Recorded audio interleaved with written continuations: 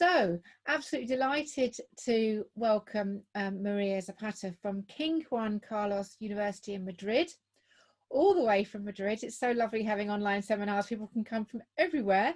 What time is it with you, Maria? Is it 6? 6, yes. 6, yes, so not too awful. And thank you so much for joining us. You know, really, thank you for inviting me. Yep.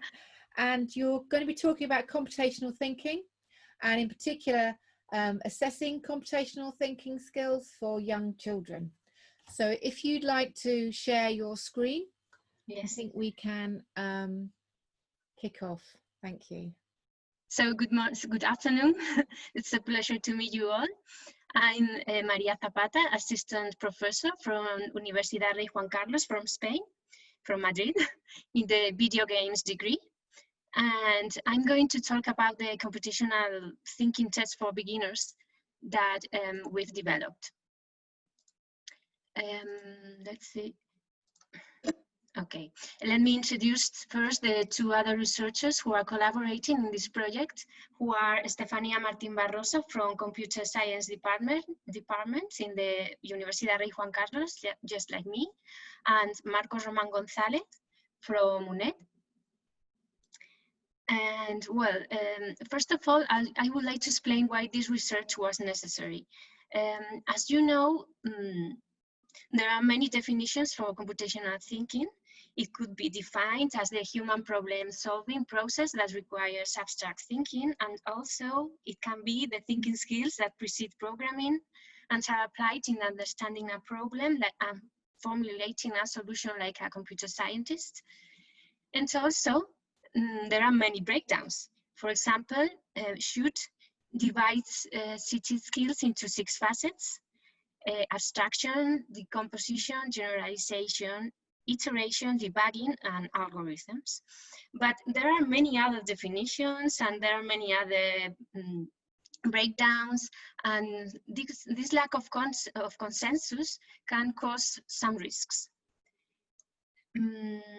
However, there is consensus about computational thinking being a fundamental skill that can be widely applied in daily life, and that it is required to adapt to the future. And therefore, it should be introduced into the curriculum at school. So here there is consensus. And also there is evidence on programming that it exposes students to computational thinking. There are not agreed upon models either for developing computational thinking in the classroom. There are many frameworks for computational thinking, but the 3-dimensional framework from Brennan and Resnick is the most cited in research. This framework divides 3T into 3 components: computational concepts, computational practices, and computational perspectives. I think you all know about it. So there are many questions regarding computational thinking. For example, we don't know when to teach it, or how to teach it really, or what to teach in each educational stage exactly, and we don't know how to assess it either. So we think that the first question we have to answer is how to assess it, because we don't know what children have or haven't learned. If we don't know what children have or haven't learned already, or what are they capable to learn at each educational stage, we can't know what they should learn, when they should learn it, or how they should learn it. So we think the first question to ask is how to assess it, the first question we have to solve. And also, as computational thinking is a new competence we're trying to teach, if we are developing new tools or new methodologies to teach or to assess computational thinking, for example, with Dr. Scratch, or with video games as we are doing, and so on, we have to evaluate these tools in some way, and preferably with an assessment tool that is independent from the tool that we are evaluating. Because most of the times we like to assess with the same tool that we are evaluating, and that's, I think we need something that is independent from the tool. So unfortunately, there is even less agreement on which strategies are best suited to assess computational thinking at early ages. There are 4 types of assessment in current research that are traditional tests, portfolio, surveys, and interviews. And there are multiple researchers that describe experiences of integrating computational thinking assessment into the K-12 curriculum. But most of these instruments, especially in the last 3 types of assessment, in portfolio, in survey, and in interview, they are usually linked or bounded to a particular learning system or environment, or they are aimed at middle school students. So from the existing traditional tests for assessing computational thinking for assessing computational thinking, the Roman Gonzalez computational thinking test stands out because it is a self-contained instrument, because it is independent of any programming environment, and also there is evidence of reliability. They've done lots of research, and of criterion validity under a psychometric approach. And it is aligned with the international standard for psychological and educational testing. So this test is aimed at students from 10 to 16 years old. And in terms of Brennan 3D framework, the computational thinking test, the CTT, focused on CT concepts, on computational practices, just partially, and ignores completely computational thinking perspectives. So, but this is something that is going to happen because it's very difficult for a traditional test to focus on computational perspectives, for example. So, based on this computational thinking test, and also as a standalone instrument, we've developed the beginner's computational thinking test that is focused on younger students from 5 to 10 years old. And we've adapted this computational thinking test from Marcos Roman that was in the previous slide. We've adapted it both in form and content. And also we've included some improvements that we think that could be substantial. So let's see the design in more detail. The first step was to develop the beginner's computational thinking test in version 1. This test takes approximately 40 minutes to complete. It is 25 items long, with 3 alternative responses every item. The test contains Brennan's 3D framework basic computational concepts, ordered in increasing difficulty according to young students. And these are sequences, simple loops, nested loops, and conditionals, if then else, and why. And well, there are 2 types of items in the test. Canvas type and maze type. This is just as computational thinking test from Marcos Roman, but they are we've adapted these items, and in considering that the target population has lower reading and writing and overall skills, the decisions we took were aimed at making the test easier and accessible for young people, for example, with the least possible text, or creating symbols that are intended to connect emotionally with the students. So for example, the main challenge in the items, for example, in this item shown in the slide, is to carry a chicken along to the hen through the maze. The maze could be small or large format, so we have challenges of different complexity. And also there could be obstacles to avoid, for example, a cat, or there could be objects to collect along the way as pickups, for example, another chicken, as you can see here. Well, in this first design, Response alternatives are laid out as sequences of thick arrows, numbers, and colors. It depends on the computational concept that is involved in each question. Here we have one just with arrows, but there are more different answers. Each answer has a top-bottom vertical layout and not horizontal from left to right as it was in the Romance test. And we took this decision because code sequences read in this direction is top-bottom. So here we wanted to do it the same way. Well, this top-bottom layout revealed to be an adequate arrangement in pilot tests, but there were some problems related to Canvas item layout, because if the dotted line was to be drawn from bottom to top, students tended to read the answers from bottom to top. But this problem was solved, avoiding these drawing directions, as you can see in the item on the top right-hand side of the slide, where just every Canvas item is drawn from top to bottom or from left to right, because if not, students like it get stuck. One of the major improvements included visual transitions. This is quite important in mazes.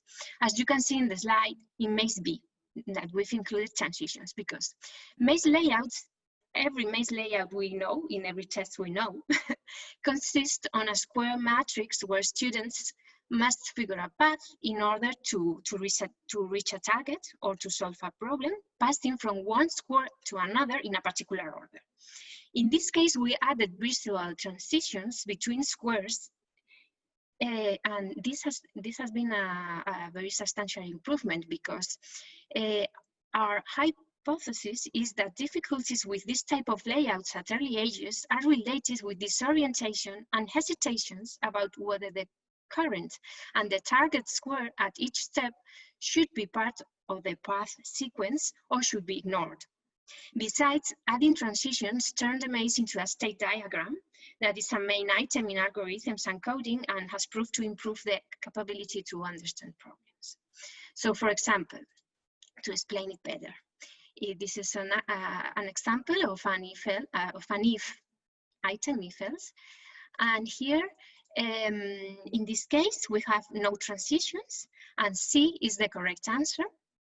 But it is not clear for the children if the target square is, you'll see, this one. So the correct answer will be A, because they think that the chicken is besides the hen, so they've arrived.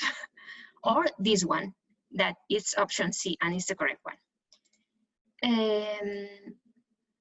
So if we add transitions, as you can see, we reduce ambiguity because each arrow corresponds directly with a transition. So here, the first arrow corresponds with the first transition, the second with the second, and the third with the third. So only C could be the correct answer. Then when we have this first design, a content validation process of this version of the test was completed through expert judgment, where 45 experts with different profiles, such as computer science experts or primary school teachers, were asked, and data was collected by 65 items form. The experts were consulted about item difficulty level, item relevance to measure computational thinking, test length adequacy, graphic interface adequacy, also about the improvements we've included, about their adequacy, and also any suggestions or comments they wanted to do, they did. So some of the results are shown here. For example, the experts perceived an item growing difficulty along its items, and in the graphic below we can see that the relevance for measuring in CT grows similarly along the test items, and that the experts perceived a medium to high relevance for each computational concept. In the pie charts that you could see at the right, most of the experts, you can see that most of the experts considered the test length adequate, and also a good or very good adequacy of the test to evaluate computational thinking in primary school students. As you can see, also the 83% of the experts estimated that the addition of transitions to the maze layouts is positive and considered it a clear improvement to facilitate the understanding of the problems. Here you can see some of the most common comments they made. For example, this is a quite good comment. It says that the allowed paths are clearer with transitions because it excludes diagonal movements. And this is also we didn't think about this at first, but a lot of experts said this, and it's true. They can't do diagonal movements, and sometimes when in the traditional mazes they do diagonal movements. I don't know why, there's no arrow, but they do. And also transitions are easily associated to arrows in the answers, or in the design without transitions, dots are generated about when the character reaches another. For example, if the two chickens are together also in the same square or in different squares. And also lots of experts, especially primary school students, did this comment that the test is too hard. They think that it was very, very hard for primary school students. So we'll come back to that later. And well, then the version 2 of the test was designed based on all these experts' comments and suggestions and results. And many features were modified and added. For example, an explanation of an item of each of the 6 different computational concepts must be performed orally in front of the students before they take the test. So we have also 6 examples, and these examples has to be explained to the students before they take the test. Here you can see an item that is a nested loop that is very difficult for students, for these little students. And also we added one alternative response more to reduce random answering. And also if else and if then else items were reformulated for a better correspondence with the computational concepts. In items that include, that contains a cat to avoid, it is specified that the square occupied by the cat is not crossed. In items that include another chicken, it could be ambiguous. This is what expert says. It could be ambiguous whether the 2 chickens should continue together after they have met or not. So in the second version of the test, the other chicken is replaced by a flower to collect. So they collect the flower and they go where the mother is with the flower. The examples of meaning that contained the last items are clear. So moreover, to ensure that students with color blindness can read the symbols in some of the items, a specific shape was associated to each different color.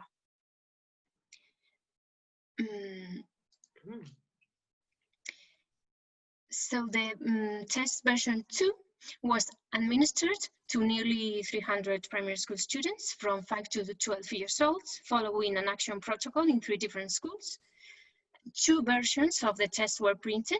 One of the versions, the BCTt, you can see here, it was printed with transitions between squares in the mazes, and another one without transitions, the BCTt variation.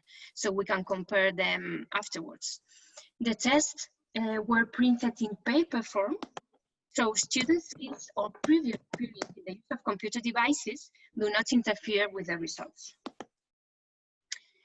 So the test with transitions between maze squares was administered to some of the subsamples, as you can see in the table in the slide. Here you can see the BCTt, that is a test with transitions. It was administered to A, B, C, D, E, and F subsamples, and the BCTt variation, this is without transitions to the other subsamples. And also, after 5 weeks, the test was re-administered to one of the subsamples, to the D1 subsamples, as you can see in the graphic below. Well, we'll come to this later too. In this slide, you can see some of the results obtained. For example, considering the test score as the sum of the correct answers along the 25 items of each test, to evaluate transitions relevance, the test scores were compared to the test variation scores, which is the test without transitions. So we compare those two scores with students' t-test, and we found that they weren't significant differences in students' scores from 4th to 6th grades, but they were very significant differences in test scores with p equals 0.005 in lower grades. So we concluded that younger students benefit from the addition of these transitions. The descriptive statistics show an overall high mean and no significant difference between last grade scores. And all of this suggests that the test might be aimed at primary first stages, and that it wasn't so hard as experts thought in their comments. So they think that it was very, very hard, and it was not.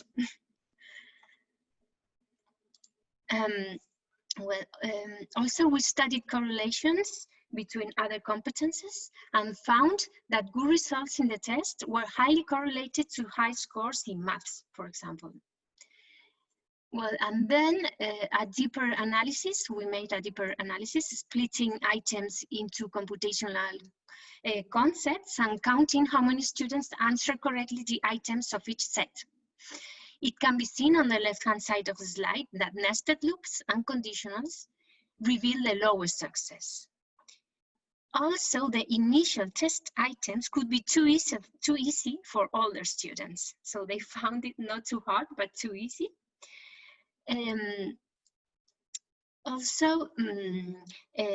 Well, the progressive difficulty anticipated by the experts was confirmed, and also the histogram related to the first grades shows a distribution which is fairly symmetric, so the test is balanced in terms of difficulty for these grades, for young students, for the first stages.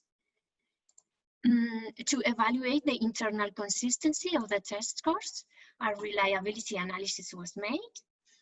Cronbach's alpha was 0.824, considering all grades, the global value, which is considered a very good reliability. And results by grades shows a lower alpha the higher the grade, which is a bit strange, and leads us to conclude again that the test is aimed at first primary school stages. A second reliability test was made, performing a task and retask method with D1 subsample. The test was repeated 5 weeks later, and again, a very good reliability was obtained.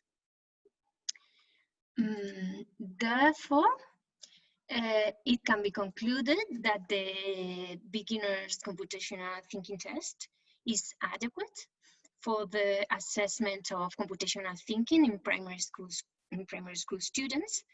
However, it seems to be aimed at 5 to 10 years old students, since the reliability is higher in younger students. Transitions between M-squares, we think it happened to be a very significant improvement for young students and do not affect older students. So we think it's a good idea to include transitions in this kind of tests. It is highly recommended, this test, to be used in parallel with other assessment tools as part of a system of assessments, as this test focused on computational concepts just partially on computational practices and ignores computational perspectives, just as Marcos Roman's computational thinking test did. So, but it could be used As a pre and post-test instrument, in fact, we are using it to evaluate our learning assessment instrument that we are doing now. We are developing based on collaborative video games. And well, further research concerns the administration of the test to 3 to 4 years old or so students to establish the lower age limit, because we have the top limit, but we haven't established the lower limit yet, and to replicate the study in other countries and populations. Currently, the test is being used at schools as a test in other countries, such as Portugal, Czech Republic, France, Germany. So we have translated the test in many languages for now. And well, I think that the test is far from perfect, but we think it's a good start. So we've begun a collaboration to improve the test, including other computational thinking components in collaboration with Cornell University in New York. But of course, we are open to any other collaboration to improve the test. And well, I think it's a bit early, but I think this is all. This brings me to the end of my presentation. So thank you very much for your time, and I'll be here for your questions.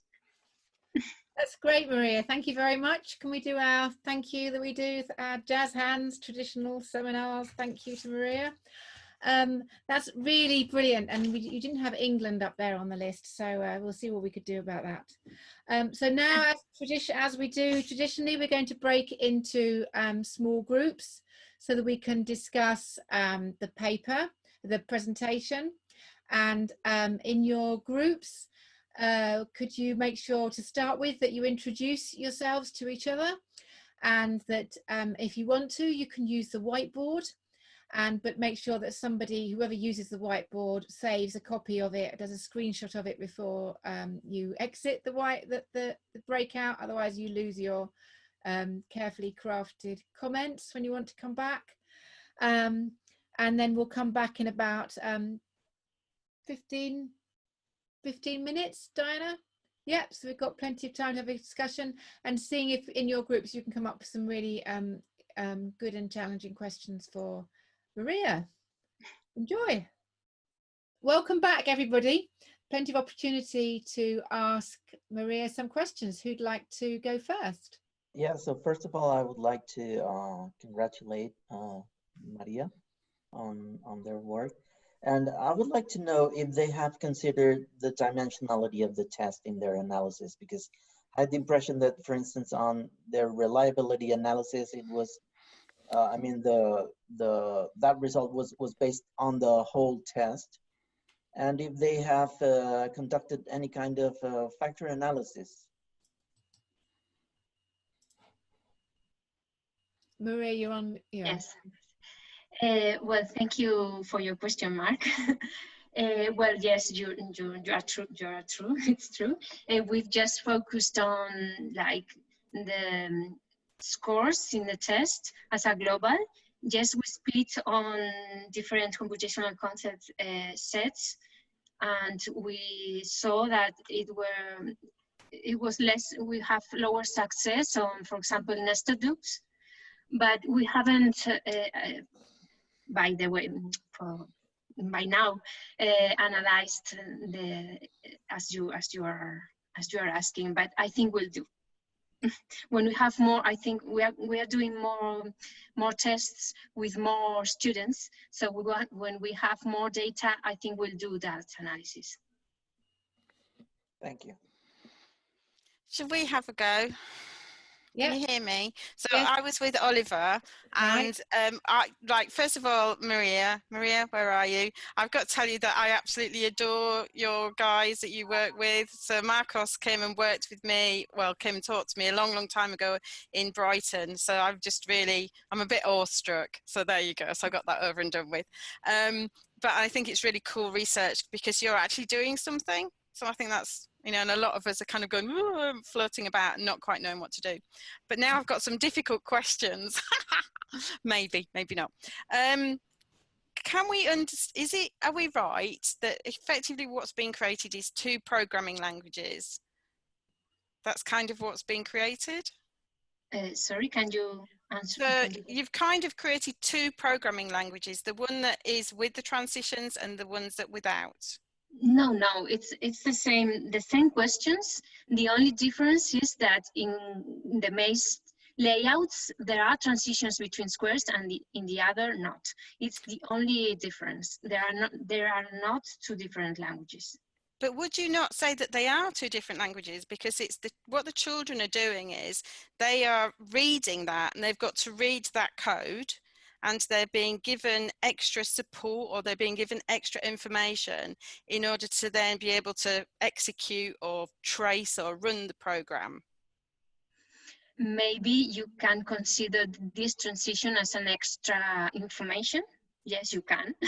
But in fact, it's the same question, and there are the same answers when the maze is with transition and without transitions. And the correct answer is the same.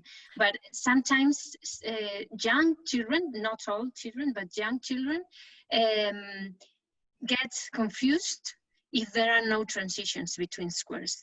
So that's what I'm saying, is that you've created something. So the children themselves are like the machine, aren't they?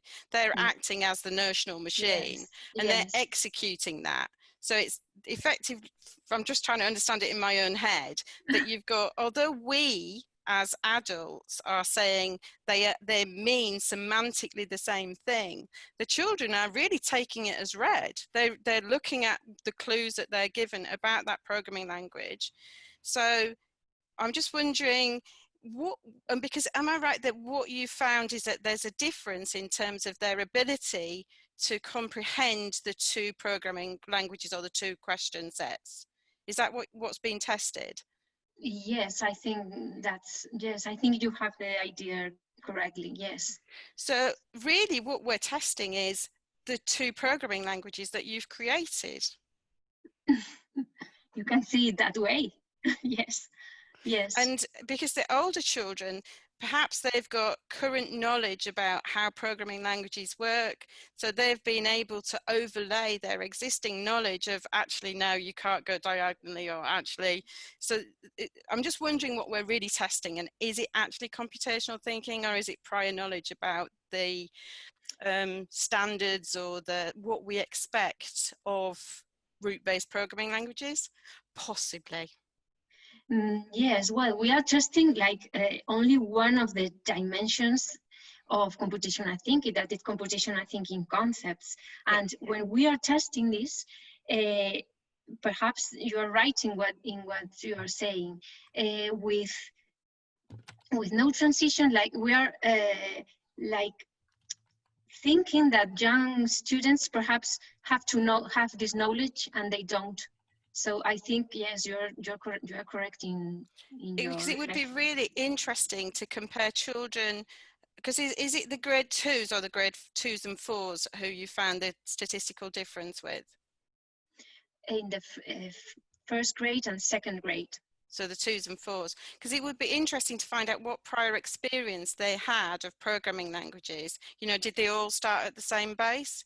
Because if you came to England, you'd find loads of kids who know exactly how to use bbots, which you might not. So anyway, so that was kind of our kind of question. Yes, in fact, we made interviews first of all, and we asked the children if they have computer devices and programming previous experience, so we can see if the ones that they have benefit with the transitions are or not are the same ones that have experience with programming languages. So we can see that.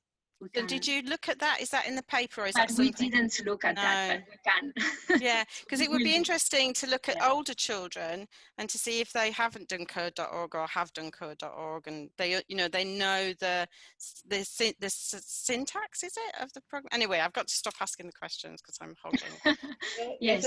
So thank you very much, because it's a very good questions, and it gave me lots of ideas. So thank you very much for your question. Thank you, Jane. Is there anybody, there's lots of questions on Oliver's whiteboard. Is there anybody else wants to ask another question? you've got something there's something on Oliver's whiteboard around removing and reducing the amount of text. Did you, yes. you know if that made it easier for the younger children? Is why the older children showed worse reliability on the test, how the upper limit was set.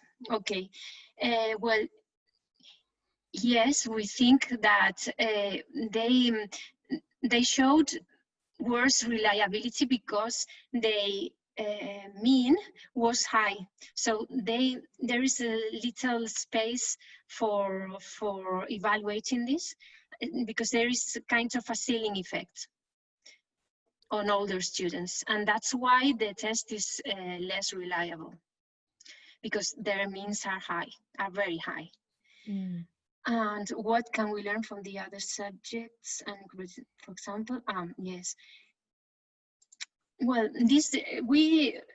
in fact, we do these correlations because we want to see if language was correlated with the results on the test, because if some of the children could read and some of the children could not read so well, we want to see if reading the questions was important. If they have higher scores, if they know how to read, or if not. And no, it wasn't correlated. So the symbols were enough for the children to understand the questions. So that's why we made this correlation study, but we found that maths was correlated to computational thinking, to the scores of this test. Yes. And I don't know if I've answered the question or not. Hayley, that you put the questions up. Do you want to explain the question there? Yeah, I think that's really helpful. I think it was Naomi. Has she gone?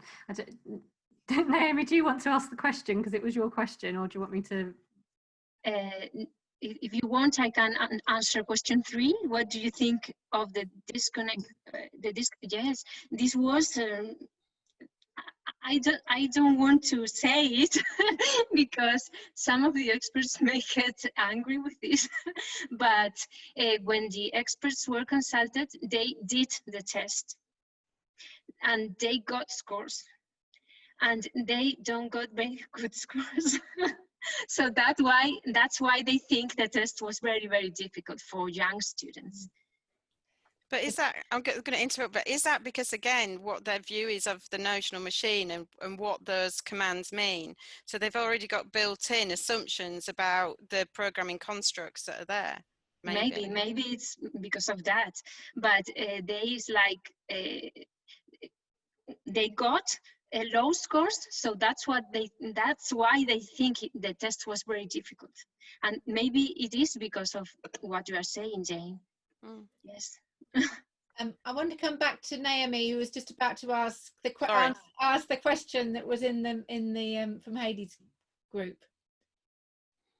Naomi, you're on mute. It's probably why you keep getting talked over. Yeah, that helps. You think I'd have learned by now. So with maths, for example, we've got a really good understanding of how computational thinking is best taught in maths. What is there that we can steal from maths as a subject and science and other ones that we can apply? Because that maze stuff that you found out about diagonals is well known by people who teach like mazes in maths. Mm-hmm. Does that make sense? What else do you think we could steal? Yes, I think it's really connected. But I don't know. I have to think about that a little bit, because just now I can't think of an answer for you. Sorry, Naomi. What do you think, Naomi? Do you know it? What do you think from maths? I think it's because it's been around a lot longer. There's a lot more sort of like connections between different things. But it just caught my eye that you'd seen about diagonals causing a problem, and that was something that I'd seen in another subject. There must be other things. There's nothing for me that comes straight to mind, but I think it's because the example was so close to what I'd seen before. Yeah, it must be lots of connections. So We need to get some maths teachers, just steal them. Yes. Sit them down and tell them, ask them about it. Yes, thank you, Naomi. Good. I think we've got time just for one more question. Anything else from your group, Oliver?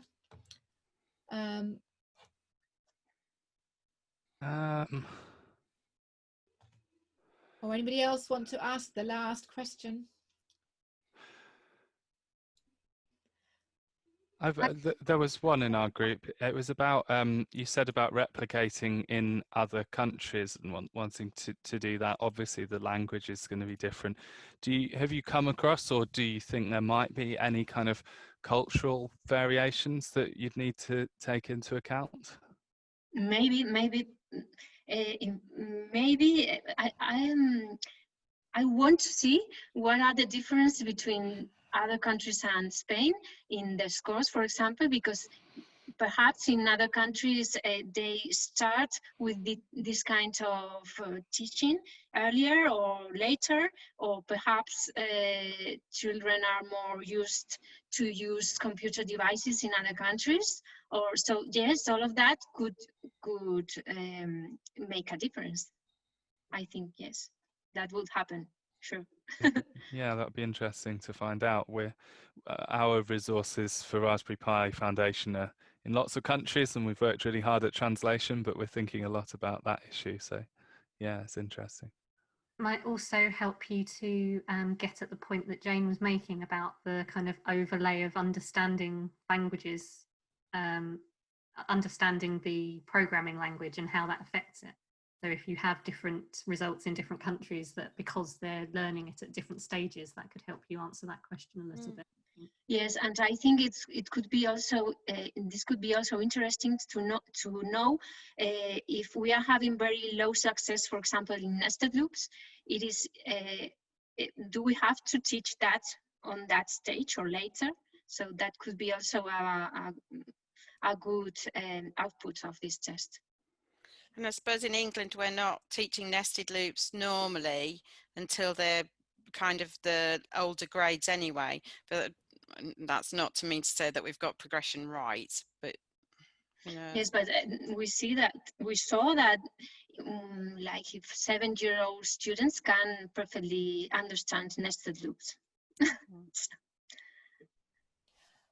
Well, depending on how they're presented. I mean, I think it's interesting discussion. I mean, I suppose what Jane's getting at is how do you know what you're actually assessing, what you're really finding out, and how much is, and what context would you be using this assessment? You know, what would children be doing in their lessons, and then you'd be using this assessment, and you know, how would you use it? There's quite a lot of questions there, I think. But as you said at the beginning, we don't really have a clear agreement on what computational thinking is. And I talked to you in the breakout about, you know, we talk about abstraction, decomposition, and lots of the sort of practices, as you know, and sometimes looking to assess those elements rather than just the sort of programming concepts.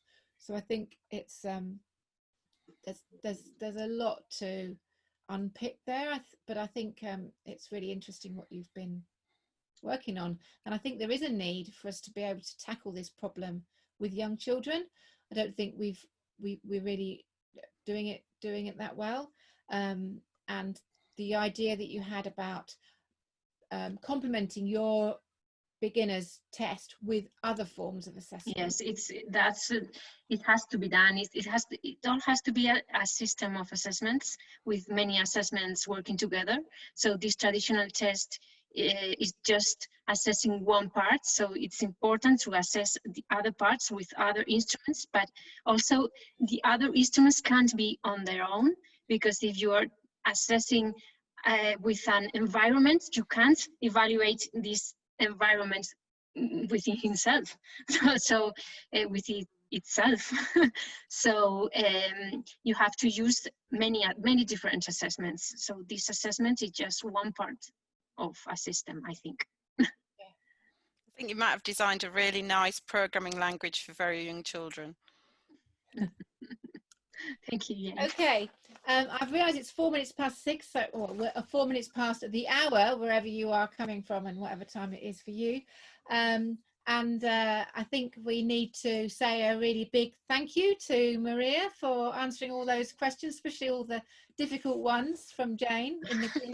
We can't even see you properly, Jane. I know, I'm like spooky.